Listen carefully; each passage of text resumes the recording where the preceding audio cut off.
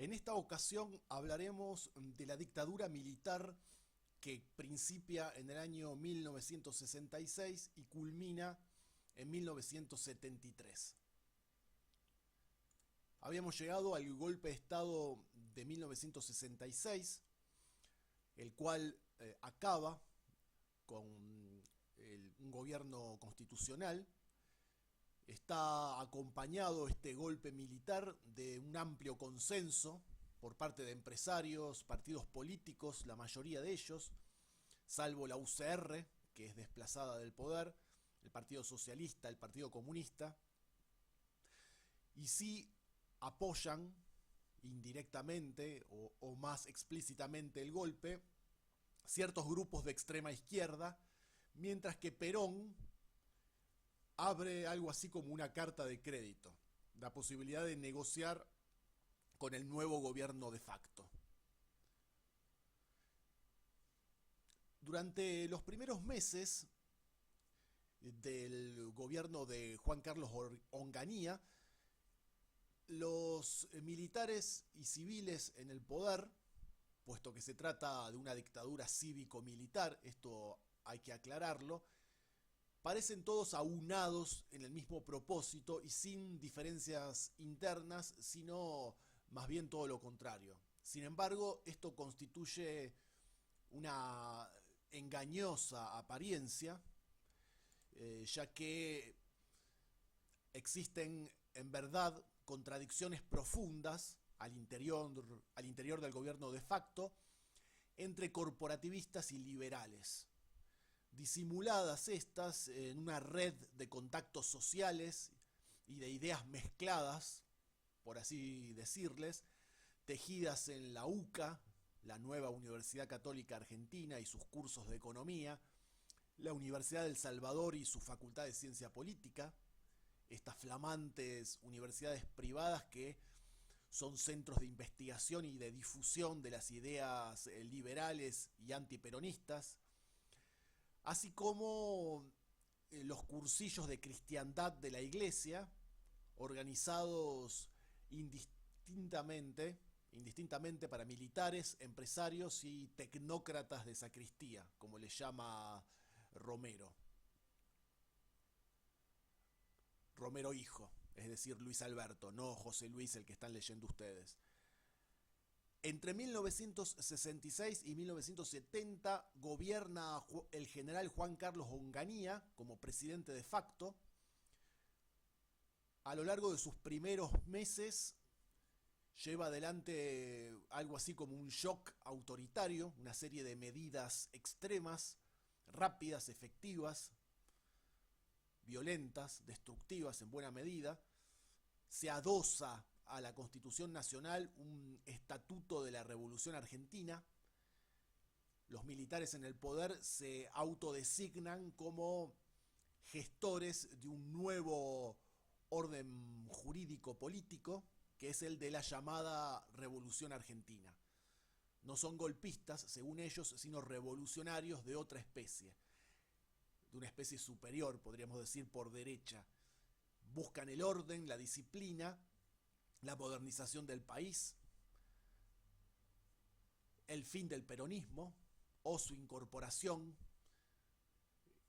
y asimilación según los cánones y directivas de Onganía y compañía.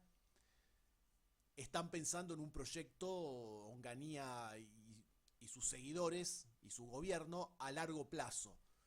No es una situación que ellos consideren temporal, sino todo lo contrario.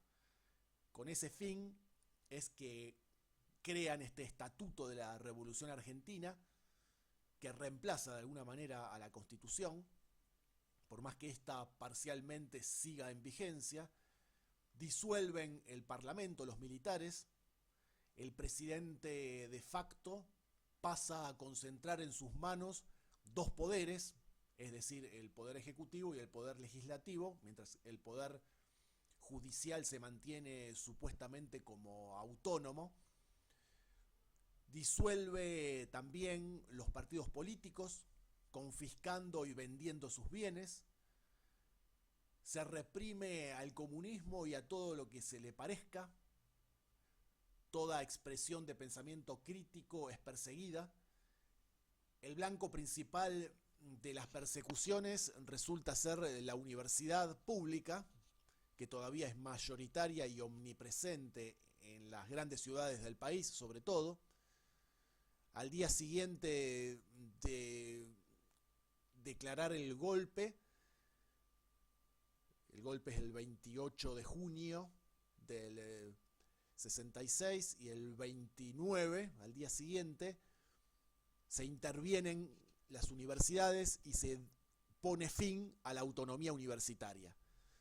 La noche del 29 al 30 de junio de 1966 es tristemente recordada como la célebre y terrible Noche de los Bastones Largos, donde los militares y los policías irrumpen violentamente en los claustros universitarios, arrestan a profesores y estudiantes, los golpean salvajemente. A esta situación penosa le sigue una renuncia masiva de profesores, muchos de los cuales marchan al exilio fuera del país. Comienza entonces el exilio argentino, que en el siglo XX hasta ese momento se había dado en cuentagotas y ahora será creciente. Algunos profesores se someten o son sometidos por las circunstancias a una suerte de exilio interno, organizan cursos en sus casas o en otros locales no universitarios, tratan de preservar sus grupos de estudio. A la universidad regresan ciertos profesores de origen clerical y autoritario que habían sido expulsados de las facultades.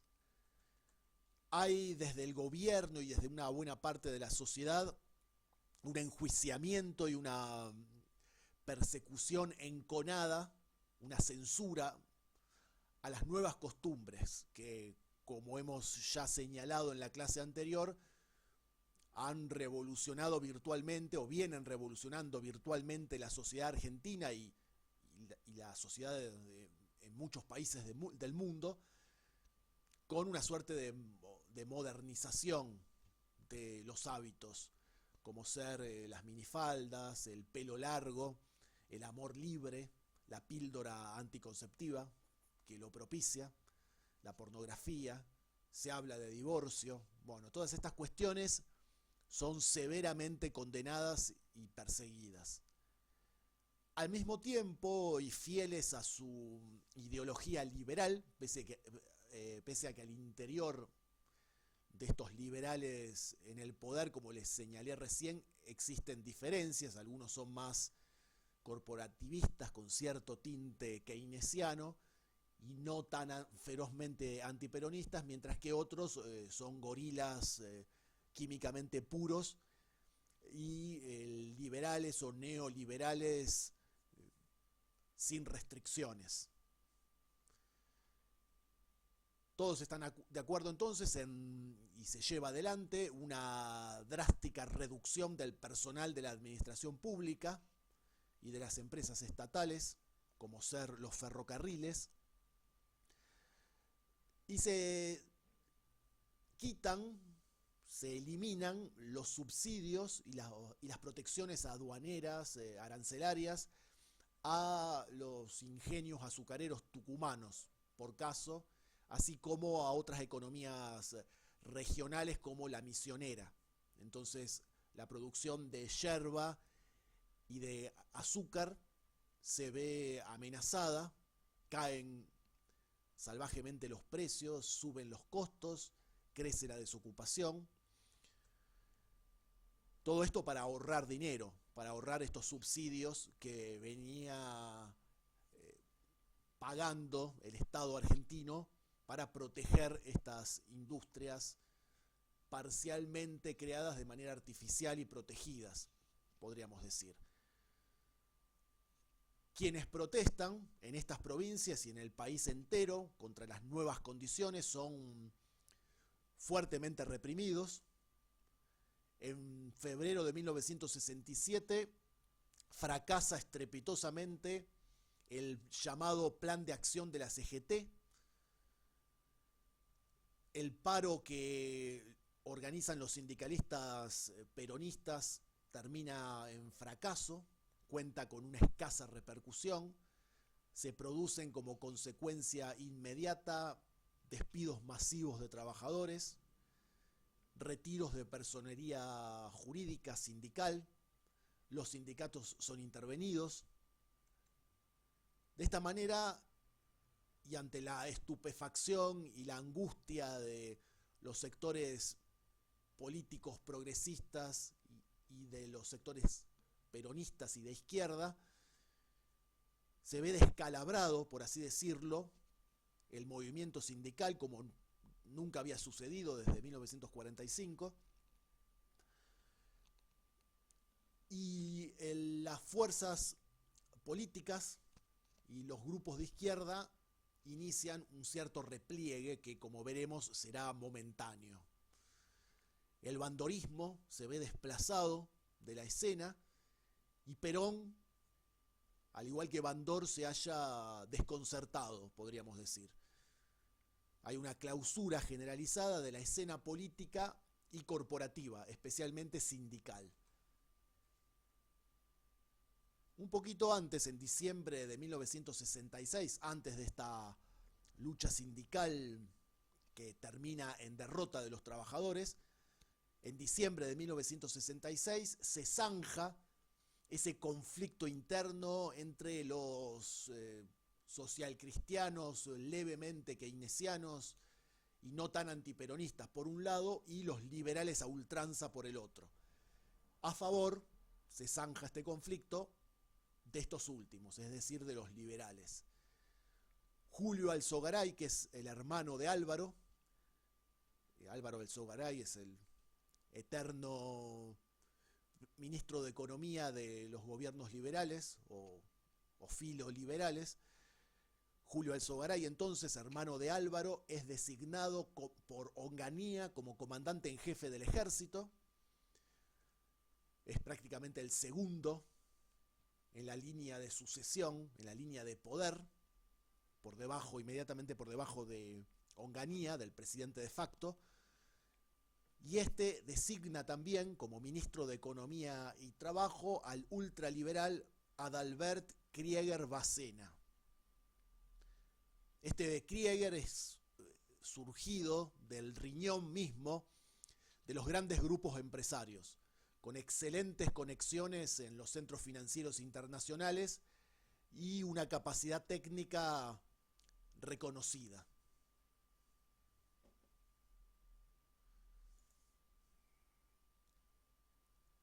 En marzo del 67, poco después, se lanza el nuevo plan económico de Krieger para superar la crisis cíclica que en este momento está padeciendo una vez más nuestro país. Se lleva adelante un congelamiento salarial por 2 años, tras un módico aumento de salarios. Se suspenden durante ese periodo y por completo las negociaciones colectivas, las paritarias. Se congelan las tarifas de los servicios públicos y de los combustibles. Se suscribe un acuerdo de precios con empresas líderes. Se reduce el déficit fiscal con una racionalización del personal, sobre todo el personal público, pero también hacen lo propio las empresas privadas. Se mejoran los mecanismos de recaudación. Se devalúa un 40% y se establece una retención del mismo monto, 40%, sobre las exportaciones agropecuarias. Con lo cual los sectores rurales se ven bastante golpeados.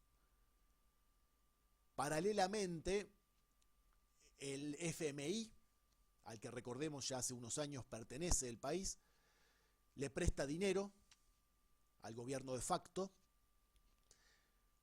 Onganía logra que lleguen numerosas inversiones extranjeras a corto plazo en el país y se establece asimismo el mercado libre de cambios para que el dólar y el peso floten libremente. Hacia el año 1969 estas medidas conllevan una baja sustancial de la inflación, si bien esta todavía continúa alta, sobre todo si se la compara con la inflación de otros países latinoamericanos de la región. Se alcanza un equilibrio en las cuentas del Estado, así como en la balanza de pagos.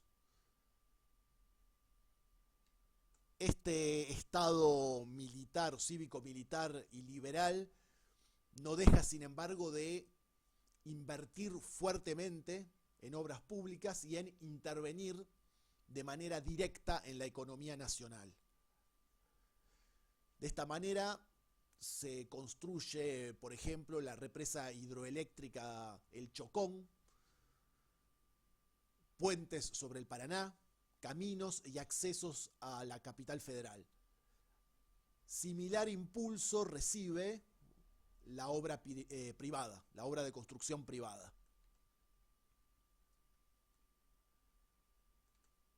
Como les decía, se eliminan asimismo los subsidios a las economías regionales, como ser la tucumana y la misionera, la chaqueña también,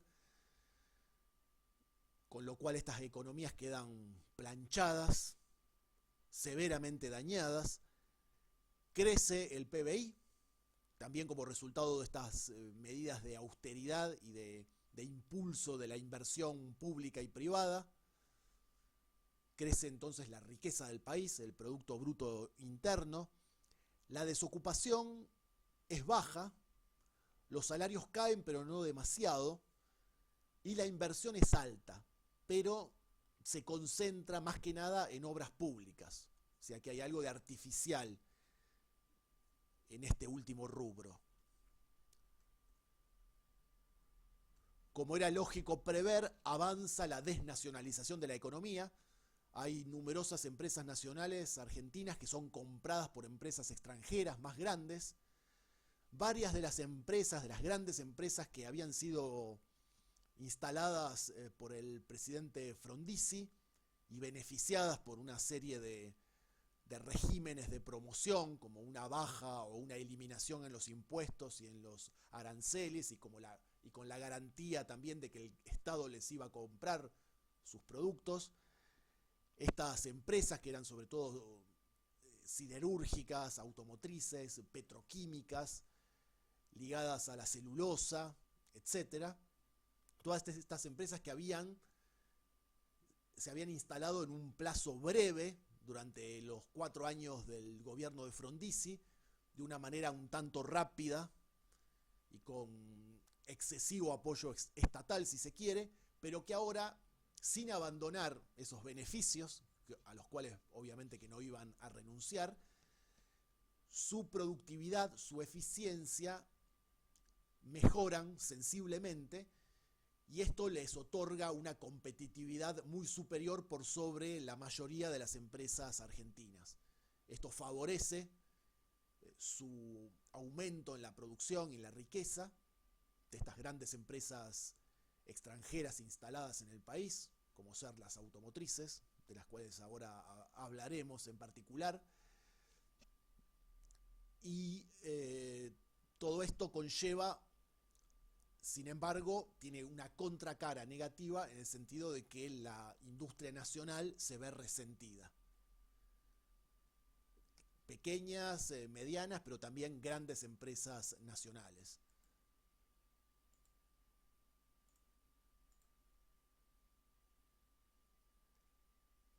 La lista de perjudicados es mucho más amplia que la lista de los beneficiados que acabamos de mencionar rápidamente.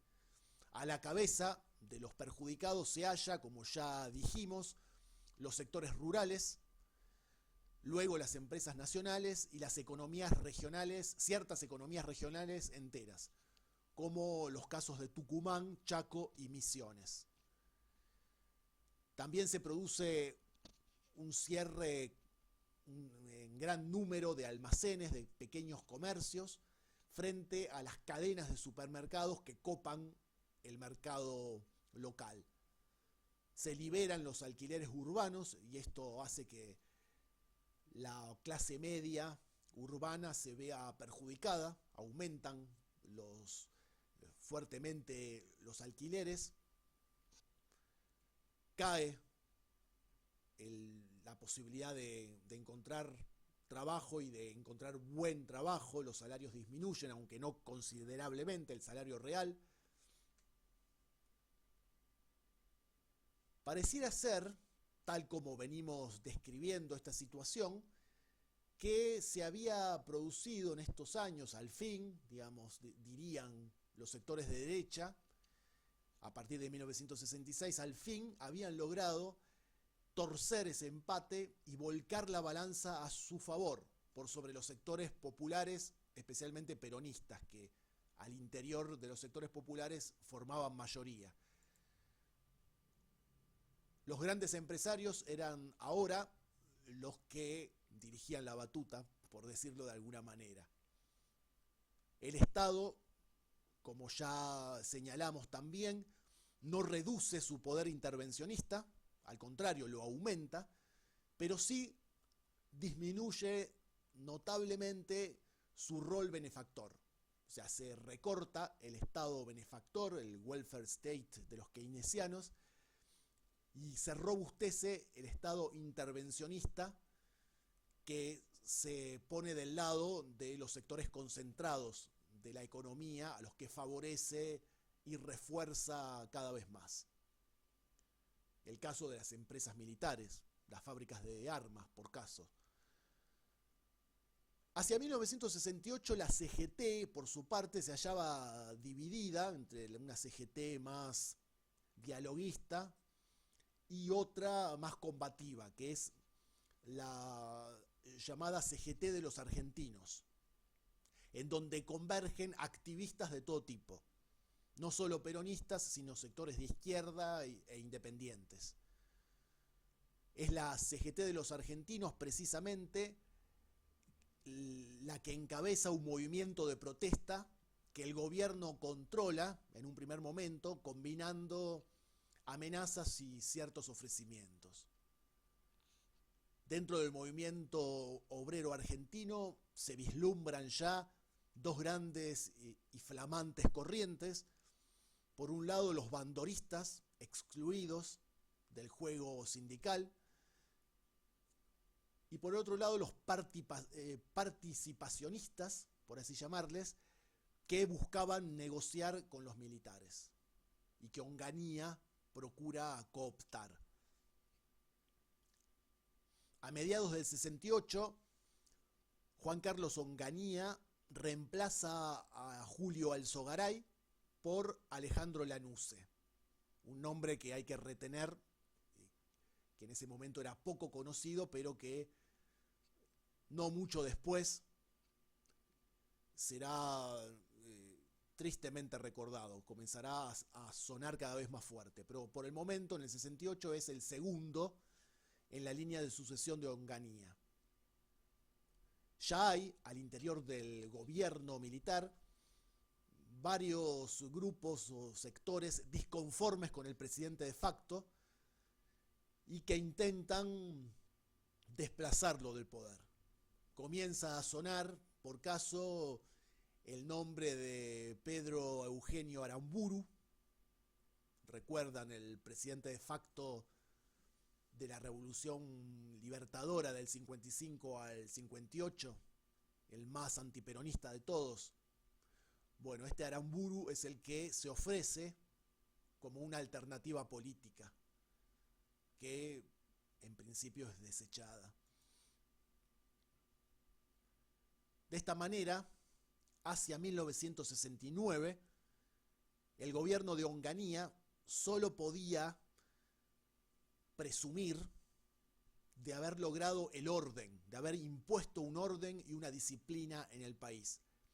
Pero a partir de mayo de ese año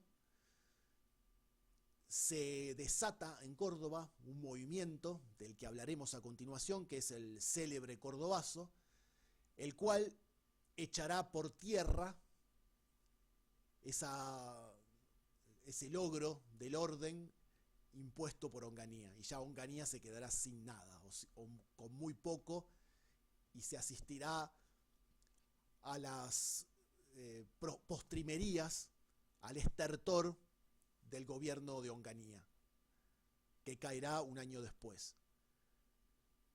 Este famoso Cordobazo de mayo del 69, que comienza más exactamente el 29 de mayo de 1969, estuvo precedido de una serie de protestas estudiantiles en varias universidades del país y de una fuerte agitación en Córdoba, que además de ser una gran ciudad universitaria, era un centro industrial y particularmente automotor más que considerable.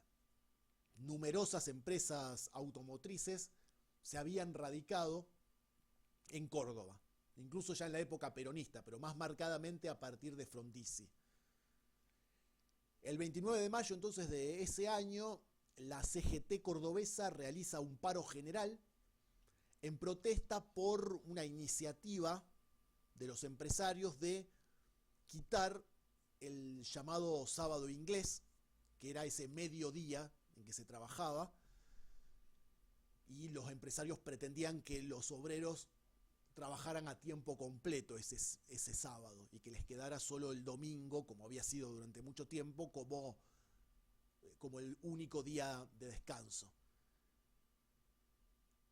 Los obreros industriales de las automotoras o automotrices cordobesas, hay que decirlo, eran calificados, muchos de ellos eran obreros de cierto nivel técnico y económico, incluso porque estaban relativamente bien pagos.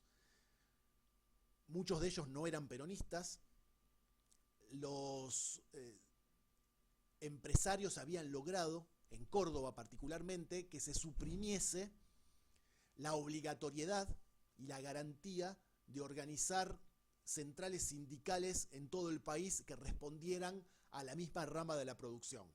Esto es, por caso, un sindicato que nuclease a nivel nacional a todos los trabajadores de las fábricas de automóviles del país entero. Entonces esto les otorgaba a los obreros industriales, en este caso de las fábricas de autos, un poder de organización y de negociación muy considerable, que se recorta. Es decir, los dueños de las empresas lo que consiguen es que sigan existiendo los sindicatos, pero a nivel más atomizado, representando por plantas, por fábricas. Entonces las negociaciones no serán de todos los trabajadores del sector a nivel nacional o regional, sino fábrica por fábrica. Entonces esto resta vigor, debilita considerablemente a los trabajadores. Pero al mismo tiempo lo que hace es que muchos de estos se radicalicen y se emancipen de alguna manera de esa hegemonía sindical peronista. Entonces comienzan a aparecer líderes sindicales nuevos que no son peronistas, la mayoría de ellos, y que son de izquierda, de una izquierda radicalizada, con una buena formación o incluso una excelente formación ideológica e intelectual, con una capacidad de organización hasta entonces nunca vista. Es otro tipo de sindicalismo que no reclama tanto aumentos salariales porque sus salarios son relativamente altos, gozan estos trabajadores de una notable estabilidad, sino que reclaman cuestiones menores, podríamos decir, comparativamente menores, tales como la jornada laboral, el hecho de poder no trabajar los sábados o trabajar menos, los tipos de incentivos, de participación en las ganancias, una serie de planteos, los horarios, las condiciones laborales, el modo en que van a ser tratados o van a participar de la producción, cuestiones que están uno o varios escalones por encima de esa desesperada necesidad que suelen tener los trabajadores por aumentar sus salarios bajos. Entonces, este sindicalismo estos reclamos son de otro orden, son de orden incluso político, y van más allá, buscando cambios más trascendentes, no solo en la estructura industrial, sino en la estructura política, social y económica del país.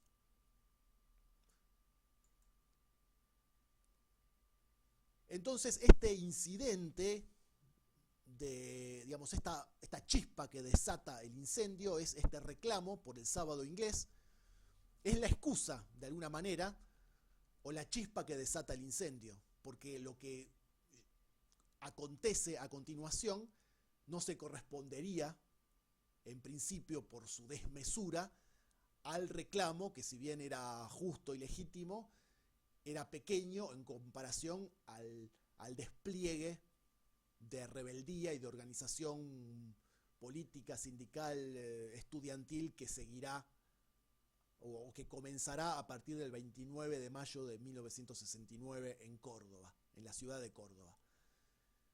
Los estudiantes y los obreros convergen en el centro de la ciudad, lo copan, lo ocupan, se enfrentan con la policía, se suma más gente que no tenía que ver directamente ni con los estudiantes ni con los obreros automotores, se desata una fuerte represión policial, los sublevados colocan o instalan barricadas en las calles, hogueras, prenden o encienden hogueras para combatir los gases lacrimógenos que menudean por doquier, los negocios son asaltados, hay una notable organización de los estudiantes y los trabajadores que logran copar el centro y expulsar, derrotar a los policías que intentan y que logran en buena medida, pero sin demasiado éxito, reprimir la revuelta.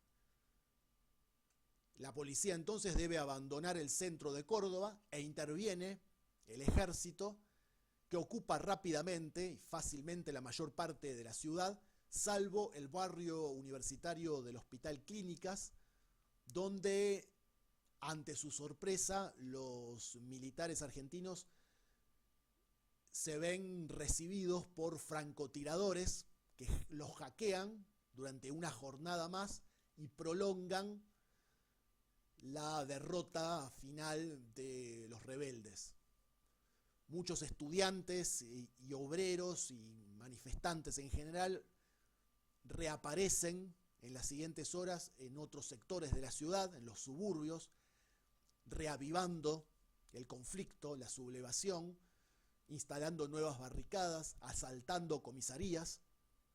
El nivel de organización y de coordinación y la capacidad de lucha armada de estos sectores medios y populares, sobre todo sectores de una clase media obrera y de una clase media estudiantil, todo esto sorprende y sorprende a los militares que no se la esperaban, que se revelan en un primer momento débiles frente a este multitudinario y eficaz alzamiento, que es sofocado recién 2 días después, a lo largo del 31 de mayo, lentamente, el orden se restablece, con un saldo final de entre 20 y 30 muertos, unos 500 heridos y unos 300 detenidos. El cordobazo, como gran pueblada, solo podría ser comparado con otros grandes movimientos y protestas populares de nuestra historia, tales como la Semana Trágica de 1919 o el 17 de octubre de 1945. Es enorme el poder simbólico del cordobazo para el movimiento obrero en general, para las luchas populares del país, y marca el inicio de una auténtica primavera de los pueblos en Argentina, de una serie de grandes luchas populares, de las cuales hablaremos en esta clase y en las que siguen. Hay que decir también, como para completar esta idea, que este nuevo sindicalismo cordobés se da también en otros puntos del país, en otras grandes ciudades donde se había realizado o se había promovido el desarrollo industrial, como ser Rosario y el Gran Rosario, y también el Gran Buenos Aires. Ya desde 1965 las automotrices afrontaban un proceso de racionalización tras aquella instalación rápida y masiva de las que le he hablado a ustedes durante el gobierno de Frondizi. Los conflictos entonces a partir del 65 serán permanentes entre empresarios y trabajadores.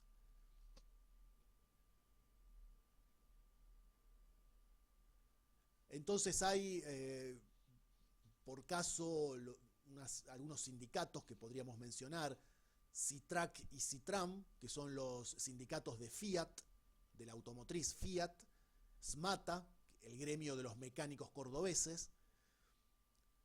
Estos sindicatos pasan de un clasismo, una defensa de los intereses de la clase social a la que ellos pertenecían, que era más bien limitado, más bien conservador, a un nuevo sindicalismo más transgresor, más violento, con ocupaciones de fábricas, toma de rehenes y una gran capacidad para movilizar al resto de la sociedad. Poco después del cordobazo estalla el rosariazo, de un modo similar al movimiento cordobés. Se producen episodios del mismo tenor en otros puntos del país, como ser en Chipoleti, en Río Negro. En Córdoba nuevamente, en el 71 hay un segundo cordobazo, y en Mendoza en 1972. Estas manifestaciones masivas en las que participan estudiantes, obreros y gentes provenientes de diversos sectores populares y medios, se combinan con una serie de acciones de reclamo en barrios populares o en villas de emergencia. Entonces se amplía el accionar del sindicalismo o de las protestas de los trabajadores, que hasta ese momento se habían concentrado sobre todo al interior del movimiento obrero sindicalizado, que era mayormente peronista.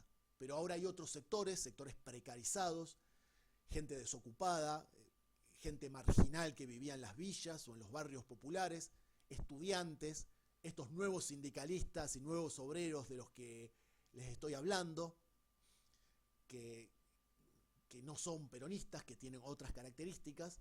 Entonces el movimiento no solo cambia, sino que se amplía. Entonces se amplía en cantidad de miembros, de personas participantes, y en calidad organizativa, así como en calidad en lo que respecta a la conciencia colectiva que van desarrollando o construyendo. Todas estas protestas, como ya he dicho, comenzaban con un episodio ocasional, como ser el tema del sábado inglés en la ciudad de Córdoba, un impuesto aplicado, un aumento de tarifas. En el caso de Corrientes, aumentan las tarifas que pagaban los estudiantes en el comedor universitario, y entonces esto genera una pueblada, un movimiento masivo de los estudiantes y de otros sectores. En los bajos precios del algodón y de la yerba, en el caso de Misiones, o el caso del azúcar en Tucumán. También hay protestas de este tenor en las zonas no pampeanas, zonas rurales, campesinos, arrendatarios que se ven amenazados no solo por los bajos precios de sus productos, sino también por el desalojo de sus tierras, lo cual constituye una situación más que desesperante. Pero estos pretextos, por así llamarles, para iniciar la revuelta, en realidad expresan un malestar mucho más profundo. Entonces las protestas populares trascendían ese estrecho círculo de los obreros sindicalizados mayormente peronistas, abarcan desde trabajadores precarizados y desocupados hasta sectores medios. Se producen asimismo huelgas de docentes, profesores y maestros, de empleados públicos, de funcionarios judiciales. También se realizan lockout de pequeños comerciantes e industriales. Aquí hay propietarios industriales, pequeños y medianos, comerciantes que se pliegan a las manifestaciones porque se ven perjudicados por la política económica del gobierno de facto. Hay que aclarar asimismo, como punto trascendente, que esta primavera de los pueblos en la Argentina parecía confirmarse con movimientos y situaciones análogos en el plano internacional. Está claro que tras el agotamiento de ese largo periodo de prosperidad económica y de acuerdos sociales entre empresarios y trabajadores que habían beneficiado fuertemente a los trabajadores, ese largo periodo de prosperidad y acuerdos sociales tras la Segunda Guerra Mundial, el fin de la misma, en 1945, son los 30 gloriosos, que ya estaban tocando los 30 años gloriosos, como se los conoce en historia, que ya estaban tocando a su fin, ya este modelo keynesiano se estaba agotando, por lo tanto los trabajadores empezaban a ver resentidos sus salarios y sus condiciones laborales. Este fin de los 30 gloriosos se veía mechado por protestas estudiantiles no solo en Argentina, sino en el mundo entero. Las más notables, las de Praga, en Checoslovaquia, las de Berkeley, en Estados Unidos, en México y en París, en el 68, el famoso Mayo francés.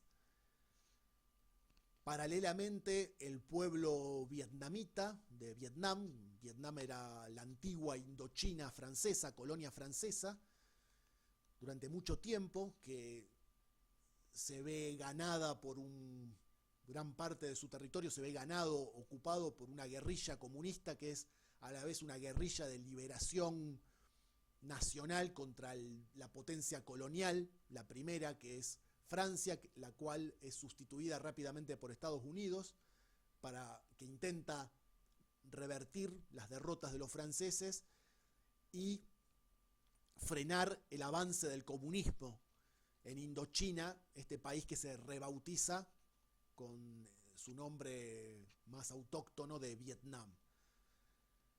Vietnam es el teatro de operaciones de una guerra cruel, terrible, que culmina, contra todos los pronósticos, con la derrota estadounidense y con la entronización, la organización de una república de tipo comunista en 1973, que es la única guerra perdida por Estados Unidos, aunque ellos jamás han hablado ni hablarán de derrota militar.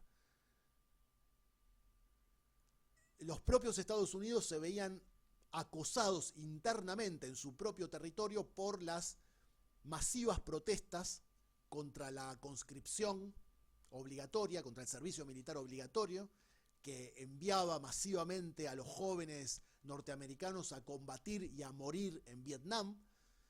Son sobre todo los estudiantes universitarios los que lideran estas protestas masivas. También hay movimientos muy fuertes y organizados de la comunidad afroamericana que va reclamando esa postergación de tantas décadas y consigue finalmente la igualdad jurídica.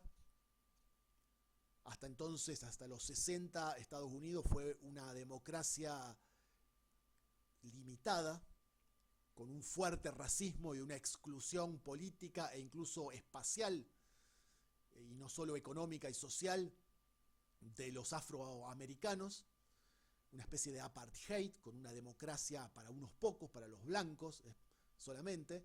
A partir de los 60, esto cambia drásticamente. No acaba el racismo estadounidense, pero sí se operan cambios revolucionarios en Estados Unidos, que tiene el gobierno que ceder a los reclamos de ciudadanía plena por parte de los estadounidenses de origen africano que no podían, por ejemplo, votar, no estaban autorizados para hacerlo, en el país que se consideraba a sí mismo como cuna de la libertad y de la democracia en Occidente y en el mundo entero.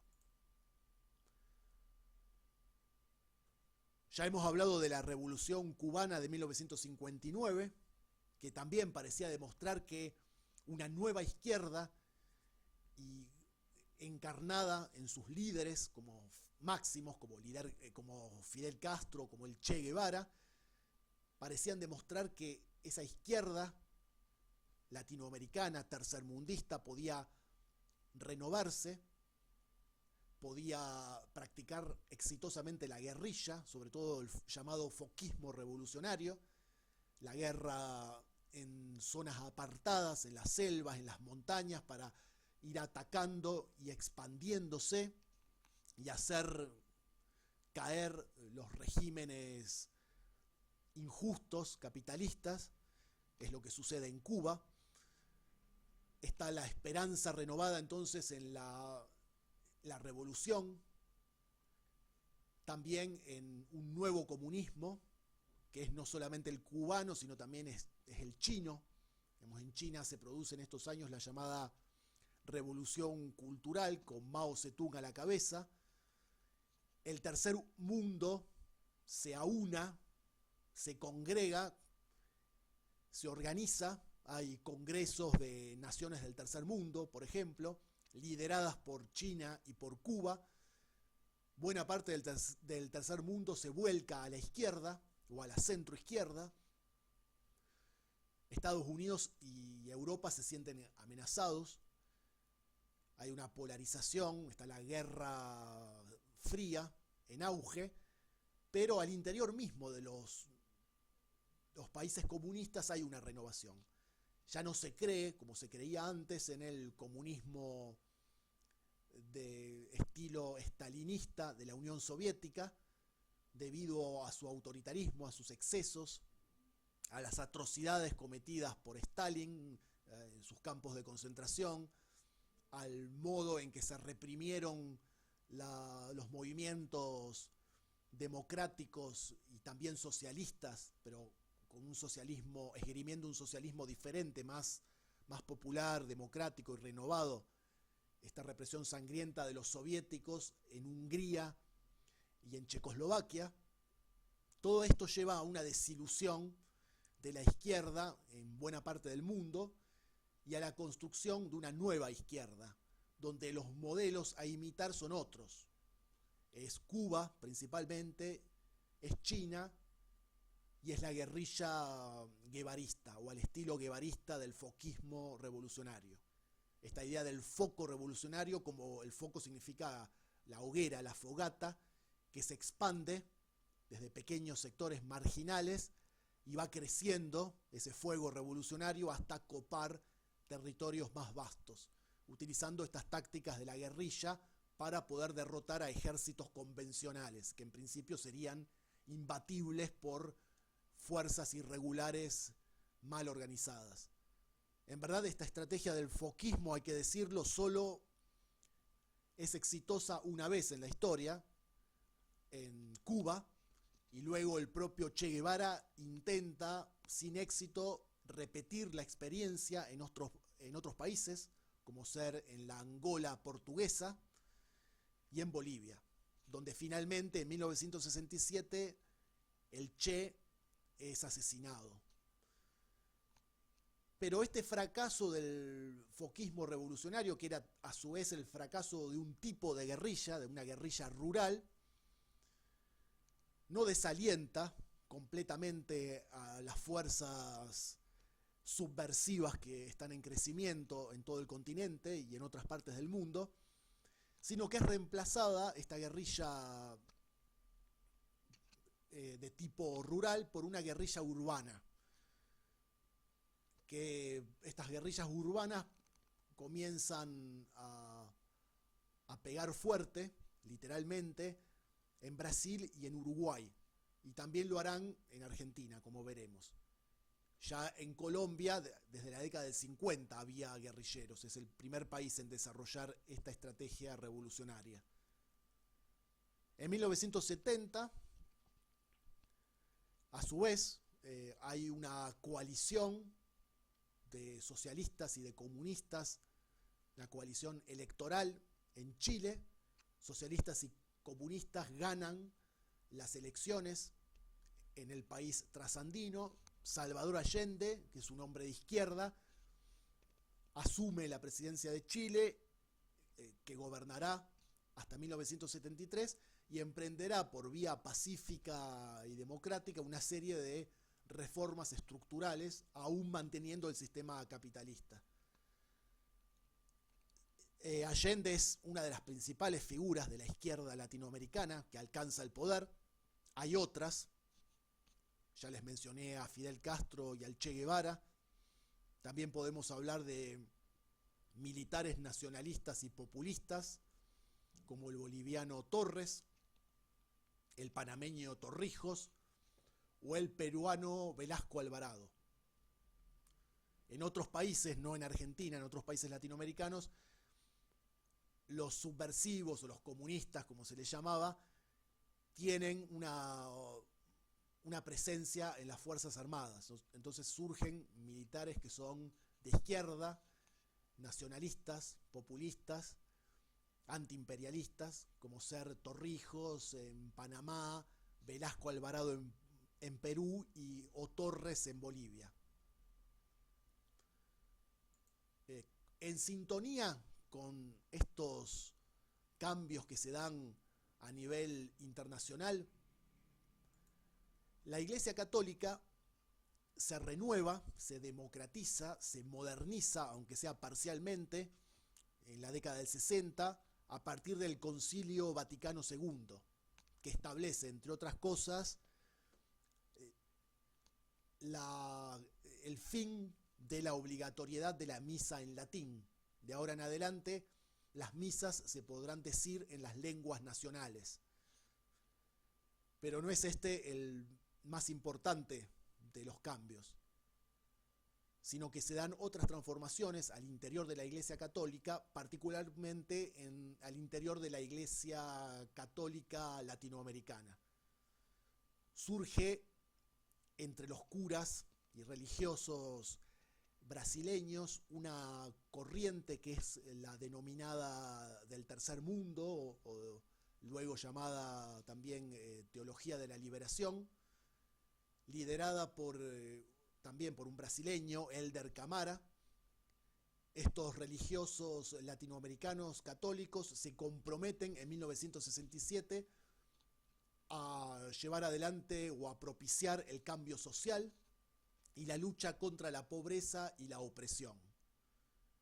En 1966, en Colombia, hay un sacerdote intelectual y guerrillero católico, Camilo Torres, casi tan importante y legendario como el Che Guevara, quien es asesinado. Él encarna más que nadie este compromiso inédito de la Iglesia Católica o de un sector de la misma con los sectores más desfavorecidos de la sociedad. En 1968 se organiza en Medellín, Colombia, con la presencia del Papa, la Conferencia Episcopal Latinoamericana. Y ya se empieza a hablar oficialmente de teología de la liberación, que es esta corriente tercermundista de izquierda que rescata el cristianismo primitivo, critica la riqueza y el exceso, la opresión del sistema capitalista y brega por una mayor justicia social y alcanza un pensamiento crítico que hasta ese momento no se había dado entre los católicos que pertenecían a la estructura eclesiástica. En Argentina, los religiosos de esta tendencia tercermundista y de teología de la liberación comienzan a militar en villas y de emergencia y en barrios populares y organizan entidades solidarias e impulsan acciones de protesta de manera directa. Hay un acercamiento de este sector de la Iglesia al peronismo y a la izquierda. Mientras tanto, en Madrid, Perón, que seguía siendo el líder, pese a la distancia geográfica del movimiento peronista, que era el movimiento social y político mayoritario en Argentina, lo que hace es adaptarse a los nuevos tiempos, a los aires de renovación que corren por el planeta entero, y cultiva una serie de nuevas tendencias, dispares, heterogéneas, como ser el europeísmo, el ecologismo, la idea de tercer mundo asociada a la idea peronista previa de la tercera posición, y también el acercamiento estratégico, el impulso, el estímulo de Perón a ciertos grupos radicalizados al interior del movimiento peronista, tanto por izquierda como por derecha. Digamos que el peronismo daba para todo y Perón alentaba a todo el mundo y jugaba con todas las cartas. Entonces Perón era visto por muchos como un alter ego del Che Guevara, una nueva versión argentina del Che Guevara, por algunos, mientras que por otro sector más de derecha, era el garante de la lucha contra el comunismo y aquel personaje que iba a restaurar el orden, la disciplina, logrando, bueno, una mejora sustancial en las condiciones de vida de los trabajadores, de vida y de trabajo, pero manteniendo el orden establecido. Entonces se pueden observar dos posturas o dos maneras opuestas de observar y de entender a una misma persona. De alguna manera, el simbolismo o la figura simbólica de Perón parecía haber reemplazado en buena parte a la figura real, o sea, el verdadero personaje que no se sabía exactamente, luego se supo, hacia qué lado se inclinaba. En verdad, Perón, en el fondo, mantenía posturas más conservadoras, no estaba tan a la izquierda como creían muchos que pensaban que gracias a él y a su regreso, al regreso de Perón, se impulsaría victoriosamente la revolución. Digamos, esto no sucedería, está claro que Perón no era eso lo que pretendía. Pero para sectores de ultraderecha, antiperonistas, él representaba a Perón claramente casi lo mismo que el comunismo. Era tan amenazante su figura como la de Fidel Castro o el Che Guevara. Entonces, esta subjetividad política, esta subjetividad de la mirada personal, afectiva, emocional de cada persona o de cada grupo, va a incidir de manera considerable y de maneras distintas e incluso contradictorias entre sí a la hora de replantear el peronismo. Ese hecho maldito, como le decía John William Cook, que era un teórico, un intelectual justamente del peronismo de izquierda. La izquierda no podía, según Cook, digerir, o no había podido hasta ese momento digerir ese hecho maldito, entre comillas, que representaba el peronismo para ellos, sobre todo para los intelectuales de clase media y de clase alta, de ideología progresista, que no entendían, no podían entender cómo es que una persona conservadora, supuestamente partidaria en su momento del fascismo, había llegado a eclipsar, a cooptar el movimiento obrero argentino. Y los propios trabajadores, los más radicalizados, que no eran peronistas, también pensaban algo similar. Pero muchos de ellos comienzan a replantear su relación con el peronismo, su definición del peronismo, el caso de los intelectuales. Se publica una serie de libros esclarecedores o que buscan esclarecer el asunto, interpretan el peronismo a lo largo de la historia argentina, digamos, en el contexto de la historia argentina, y de la lucha de clases o de la emancipación de los pueblos, del pueblo peronista o argentino. Y bueno, toda una serie del nacionalismo, en una línea que comenzaría con Rosas, pasando por Irigoyen y llegando a Perón, una línea popular, nacional, antiimperialista, pro-obrera, potencialmente revolucionaria, aunque todavía no se había desplegado este potencial totalmente. Es decir, hay una serie de reinterpretaciones por parte de la izquierda que se acerca al peronismo, se acerca al peronismo o directamente se vuelve peronista. Entonces la figura del líder en el exilio crece, la adhesión al mismo se amplifica y se diversifica, como estamos explicando, con todas las contradicciones eventualmente trágicas que esto supondrá. Desde 1967 surgen en la izquierda argentina o en el peronismo los primeros grupos guerrilleros.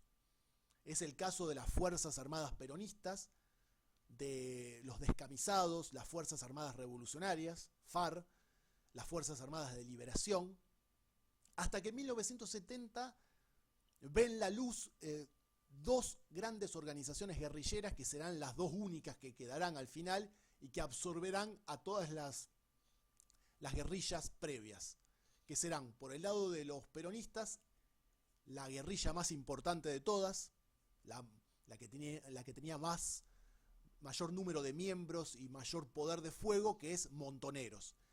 Y por el otro lado, del sector de izquierda no peronista, el ERP, que es el brazo armado del Partido Revolucionario de los Trabajadores, que es un partido trotskista. Es una versión de la Revolución Rusa, de los anti-estalinistas.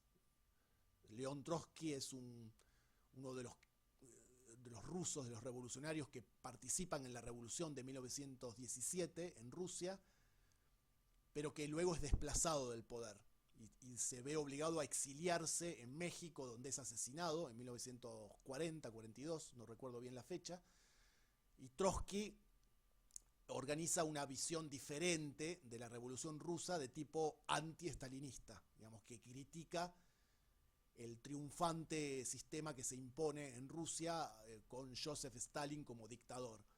Por eso es que el trotskismo se desarrolla sobre todo en Latinoamérica, desde México, donde se exilió y donde murió Trotsky.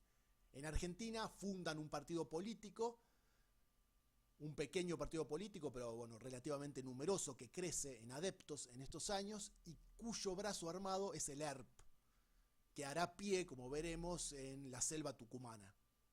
De eso hablaremos en clases subsiguientes.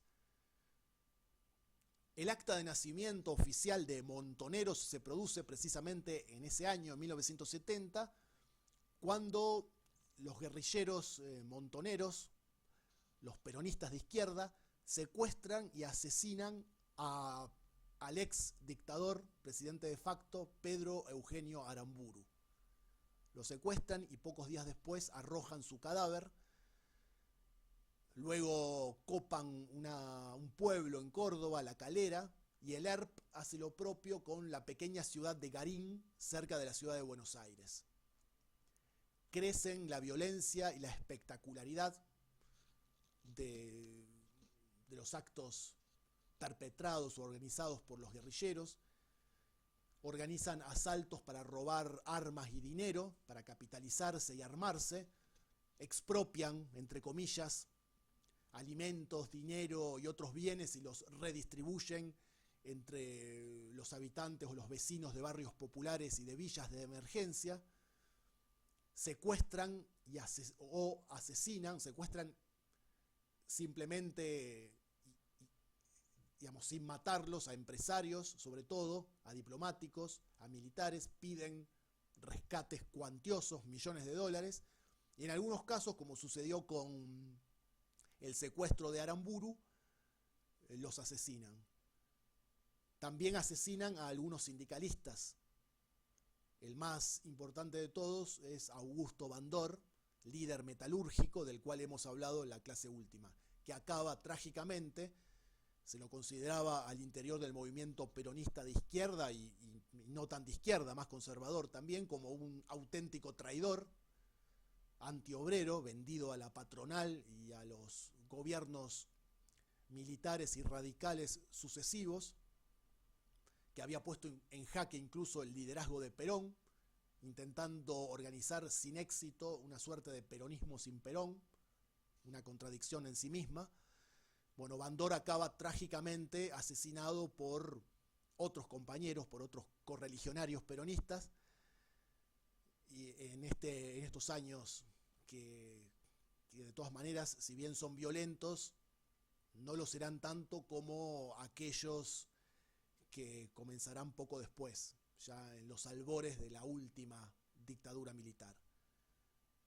Estas organizaciones militares, paramilitares, podríamos decir, o guerrilleras, se organizan, sin embargo, como auténticos ejércitos, si bien mucho más pequeños, imitando una férrea disciplina, cultivan el heroísmo y la disposición del militante a una muerte gloriosa y redentora. Es una visión que se ve de alguna manera corporizada en figuras legendarias que mueren gloriosamente defendiendo sus valores, defendiendo al pueblo contra el capitalismo, como el caso de Guevara, el más prominente de todos. Pero también hay como una mística del guerrillero y del militante de izquierda que nace en estos años y que elige casi como un mártir, buscando una redención, buscando ser recordado por las generaciones posteriores y contribuyendo a la liberación del pueblo sometido. Todo esto se cultiva, este heroísmo, a partir de esta férrea disciplina y de estas organizaciones guerrilleras.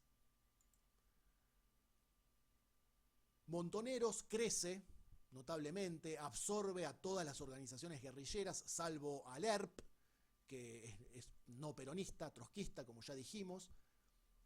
Hacia el 71, los montoneros se vuelcan a la organización y movilización de amplios sectores marginales, universitarios en pequeña medida, y en mayor medida, se movilizan ampliamente en sectores marginales, como podían ser las villas miserias.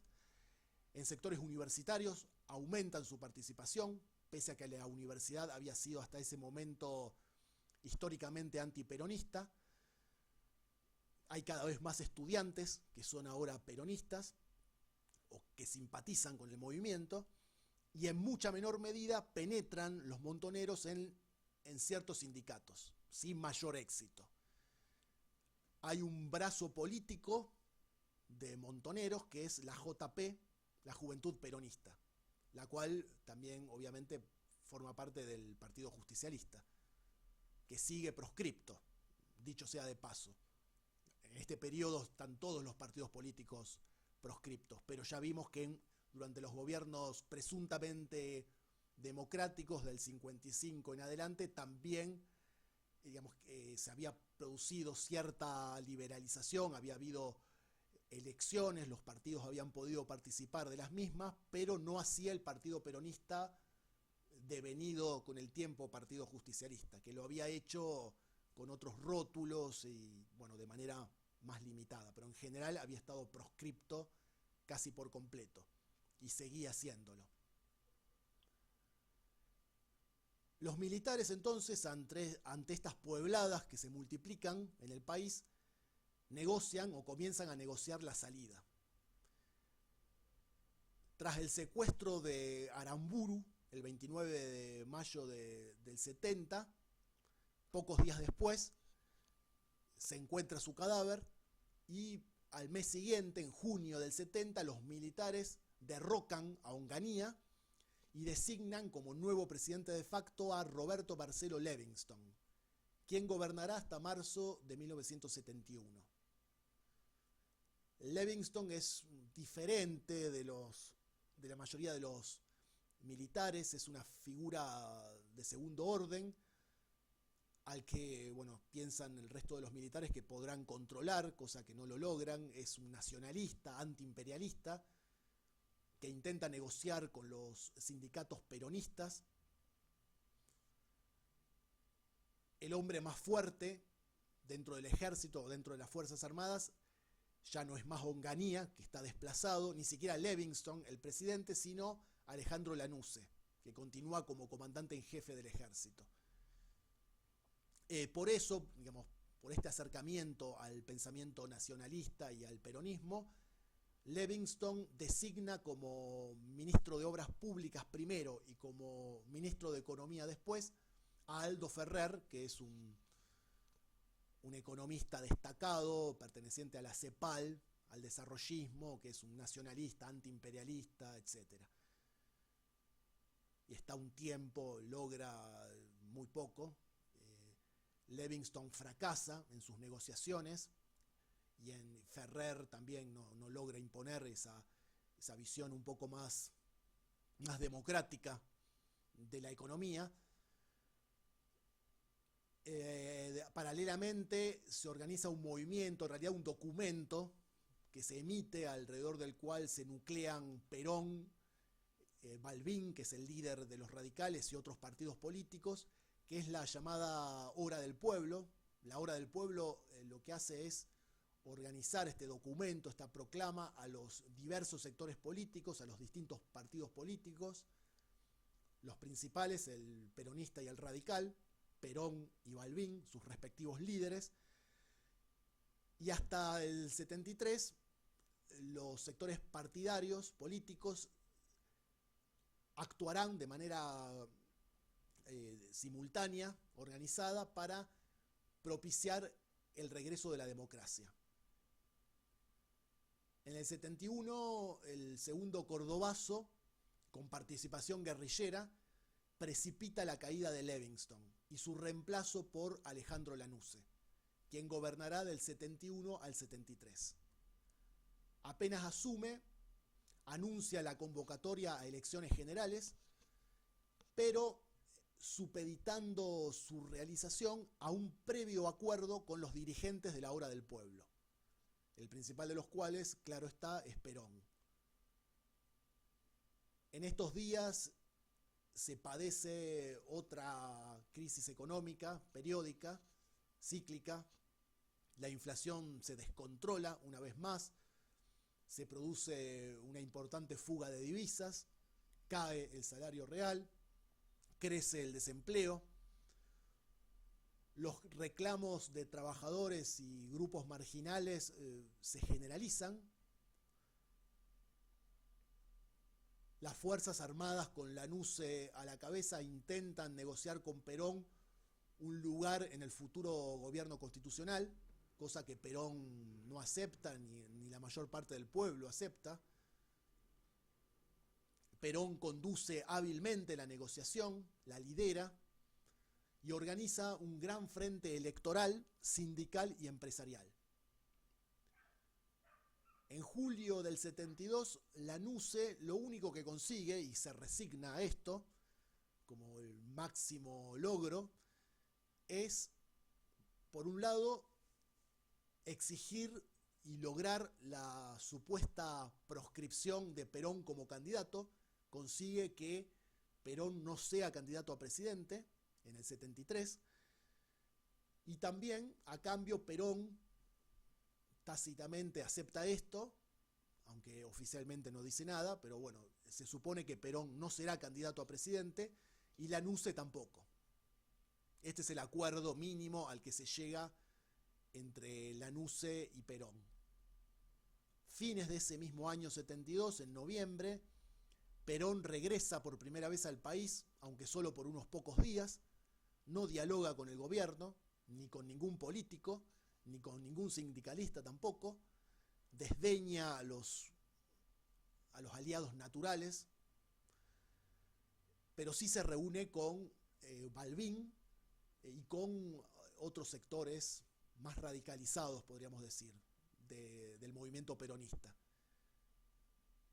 Poco después, o en realidad en estos días, durante la visita de Perón, pero más decididamente después, nace oficialmente el llamado Frejuli, Frente Justicialista de Liberación, integrado por el Partido Justicialista, que es el mayoritario, y por algunos partidos más chicos. El Frejuli proclama la fórmula presidencial Cámpora Solano Lima. Héctor Cámpora es el delegado personal de Perón, absolutamente fiel al caudillo en Argentina, es quien representa de manera directa a Perón en Argentina. Perón vuelve a España y sigue allí, no puede regresar todavía de manera definitiva a su patria.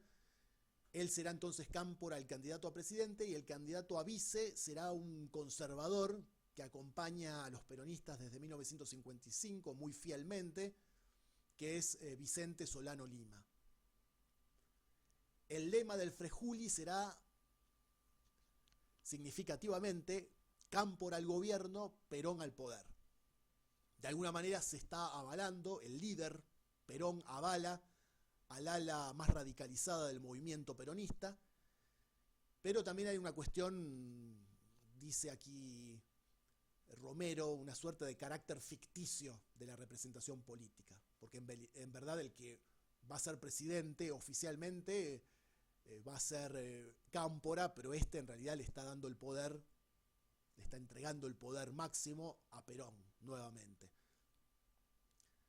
El líder desde Madrid mantiene un juego pendular entre la provocación y la pacificación, sigue excluyendo a políticos y sindicalistas, parece alentar al sector más radicalizado, más juvenil del movimiento. Balbín, por su parte, como líder de la UCR, se resigna a perder, sabe que jamás ganará las elecciones y deberá oficiar su partido el rol de minoría legitimadora. Crece la polarización en Argentina, el país está partido entre peronistas y antiperonistas, el peronismo parece encarnar como nunca antes la izquierda o la centroizquierda, mientras que sus heterogéneos rivales, el antiperonismo, desunido, desorganizado, la otra opción, por derecha. El 11 de marzo de 1973, Héctor Cámpora triunfa en las elecciones presidenciales con casi el 50% de los votos y asume como presidente el 25 de mayo de ese mismo año. A la ceremonia de asunción asisten dos personajes muy significativos. Por un lado, Salvador Allende, el presidente de Chile, y por el otro lado, el presidente de Cuba, que no es Fidel Castro, sino Osvaldo Dorticós. Entonces dejamos acá y en la próxima clase veremos qué sucede durante el periodo 73-76.